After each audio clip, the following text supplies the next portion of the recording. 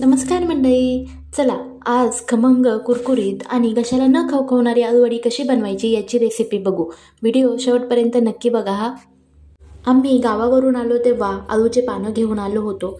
एक दिवस फ्रीजमध्ये ठेवल्यानंतर पानं खराब व्हायला लागतात, तर म्हटले चला आज सुट्टी आहे तर आलूवडी बनवूनच टाकूयात. वरचे 2 पानं खराब झाले होते तर ते मी काढून टाकलेत आणि आतमधले बघा पानं किती फ्रेशच वाटतायत. सगळ्यात पहिले ना मी मोकळ्या पाण्यामध्ये ना पानं चांगले स्वच्छ धुवून घेतलेत. पाणी ना नेहमी स्वच्छ धुवूनच घेत जा.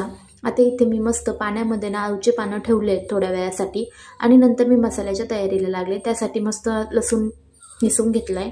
आपण ना आळूवडीसाठी ना जेवढं लसूण टाकू ना तेवढं चांगले बनतात.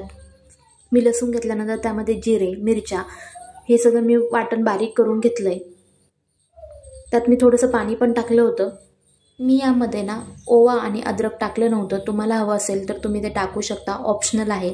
त्यानंतर ना मी इथे बेसन पीठ घेतलंय, त्यानंतर मीठ घेतलंय, हळद घेतली आणि सोबतच काळे पांढरे तीळ पण टाकलेत आणि थोडीशी कोथिंबीर पण बारीक करून टाकली आणि हे सगळं छानसं मिक्स करून घेतलंय. हे मिश्रण ना जास्त पातळ पण नाही करायचं आणि घट्ट पण नाही ठेवायचं, असं मस्त असं मीडियम त्याच्यामध्ये ते करायचं.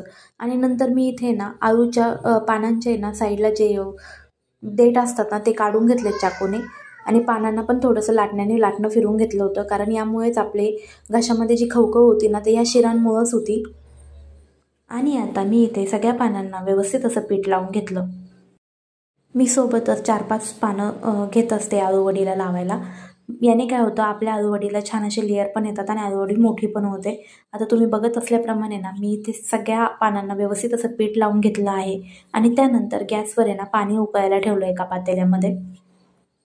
आता गावाकडे कसं होतं ना, आपल्याकडे कढईमध्ये आपण पाचट वगैरे ठेवून किंवा मग मक्याच्या किंवा ज्वारीच्या याचे जे देठं असतात ते ठेवून मग आपण हे उकडून घेत असतो. पण इकडे तर काय ऑप्शन नाही, म्हणून मी इथे आता ही चाळण घेतली आहे. चाळणीमध्ये सगळ्या अशा व्यवस्थित ठेवल्या होत्या आणि बघा इथे आता आपल्या वड्या चांगल्या शिजल्या की नाही किंवा उकडल्या की नाही हे बघायचं असेल ना तर चाकूने बघायचं.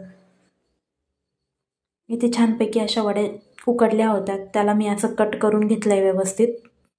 आणि इथे तुम्ही आता बघू शकताय की आपल्या आळूवडीला आहे ना किती छान असे जास्त लेयर्स पण आलेत आणि आळूवडी मोठी पण वाटते.